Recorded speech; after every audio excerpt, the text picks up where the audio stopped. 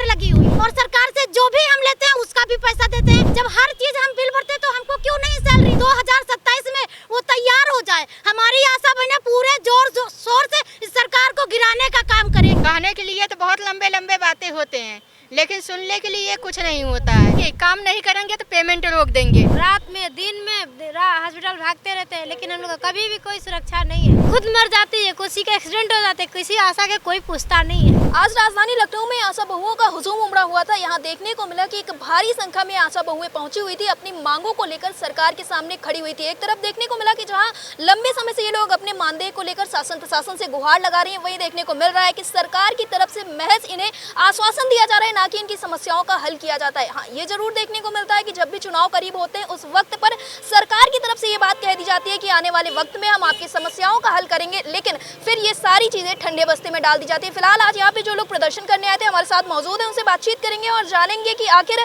क्या कुछ चीजें रही, आज का प्रदर्शन किस प्रकार का रहा है और शासन प्रशासन की तरफ से क्या कुछ कहा गया है। जैसा कि आप लोग यहाँ पर अभी आए हुए हैं, तो क्या कुछ चीजें हुई? सबसे पहले मैं जानना चाहूंगी ये प्रदर्शन कितना सफल रहा है? ये प्रदर्शन हमारा भारी संख्या में रहा है और करोड़ों की संख्या में हमारी आशा बहनें पूरे प्रदेश लेवल से आई हुई हैं, अपना कीमती समय निकाल के, अपना किराया भाड़ा खर्च करके। और मैं अब सरकार को ये अवगत कराना चाहती हूँ कि जो ये महिला सशक्ति की तरफ ध्यान दे रही है, बिल्कुल ध्यान नहीं दे रही है। मैं आपसे बता दूं कि सरकार कहीं जाती है मीटिंग करने तो उसको टेंट फ्री मिलता है, चाय नाश्ता फ्री मिलता है, मीटिंग भवन फ्री मिलता है, और हम लोग को क्या मिलता है? सब चीज़ का हम पैसा देते हैं, और सरकार से जो भी हम लेते हैं उसका भी पैसा देते हैं। हम बिजली लेते हैं तो उसका बिल देते हैं, मोबाइल का हम बिल भरते हैं, पानी का हम बिल भरते हैं। जब हर चीज़ हम बिल भरते हैं तो हमको क्यों नहीं सैलरी? लेकिन आप लोगों के लिए तो ये भी कहा गया था आप लोगों को एक मोबाइल दिया गया, उसका रिचार्ज भी सरकार की तरफ से दिया जाएगा। रिचार्ज बिल्कुल नहीं दिया जा रहा, मोबाइल भी इतना जर्जर दिया जा रहा है कि आप देख सकते हैं मेरे मोबाइल में रबड़ लगी हुई है। इसका जो जब से दिया है कोई रिपेयरिंग का पैसा नहीं, और इसी को चलाना है या तो हम दूसरा फोन लाद के घूमे, उतना हमें वो पेमेंट भी नहीं दे रही है। तो सरकार महिला सशक्ति तरफ कोई ध्यान नहीं दे रही। आशा तो बिल्कुल निराशा है, और हम सरकार को अवगत कराना चाहते हैं कि 2027 में वो तैयार हो जाए। हमारी आशा बहनें पूरे जोर शोर से इस सरकार को गिराने का काम करेंगी। जी, जैसा कि आप लोग यहाँ पर प्रदर्शन कर रही थी, तो क्या सरकार की तरफ से, शासन प्रशासन की तरफ से कोई बात कही गई आप लोगों से? अभी तक तो कुछ ऐसा नहीं हुआ, और हम लोग बहुत दिन से 3 साल से प्रदर्शन कर रहे हैं, लेकिन हमको लगता है कि सरकार तक हमारी आवाज़ें पहुंचती नहीं है। या तो सरकार बहरी है या तो विभाग वाले बहरे हैं, क्योंकि सरकार कहती तो है, कहने के लिए तो बहुत लंबे लंबे बातें होते हैं, लेकिन सुनने के लिए कुछ नहीं होता है। यहाँ तक कि हम लोग खुद कहीं भी जाते हैं, किसी हॉस्पिटल में जाते हैं, लंबी लंबी लाइनों का सामना करते हैं, खुद की सुरक्षा नहीं है। और जो महिलाओं के लिए उन्होंने बेटी पढ़ाओ बेटी बचाओ हैं, तो हम भी तो बेटी ही हैं, हम भी तो कहीं ना कहीं से बेटी हैं। हम लोगों के लिए क्या सुरक्षा दी है? सरकार ही बता दे कि हम लोग के लिए क्या सुरक्षा उन्होंने दिया है।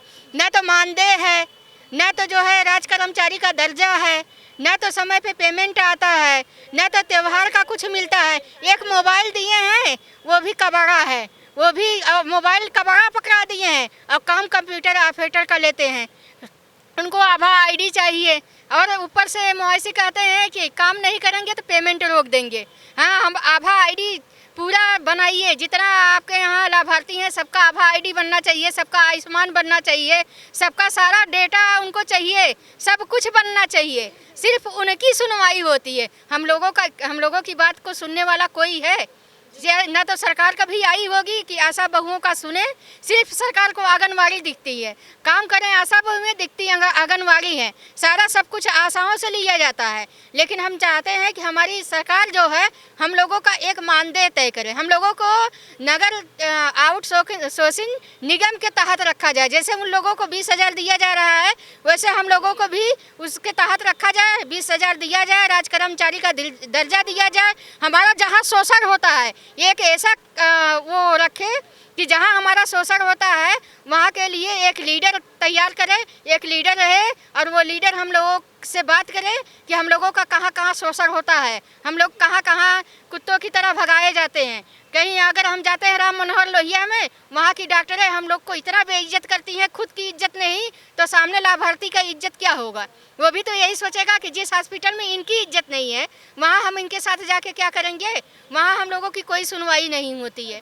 जैसा कि आप लोग आज यहाँ पर प्रदर्शन कर रहे थे, तो सरकार की तरफ से क्या कहकर आज का प्रदर्शन रुकवाया गया है? ऐसा कुछ भी देखने को नहीं मिला है कि जैसे कि प्रदर्शन रुकवाया गया कह के। बस ये है कि हम आशाओं की कहीं भी कोई सुरक्षा नहीं है। हम रात में दिन में हॉस्पिटल भागते रहते हैं, लेकिन हम लोग का कभी भी कोई सुरक्षा नहीं है। बस उल्टा हमारे यहाँ अधीक्षक हमारे कहते हैं अगर आभा नहीं बनाया तो तुम्हारा मानदेय नहीं बनेगा।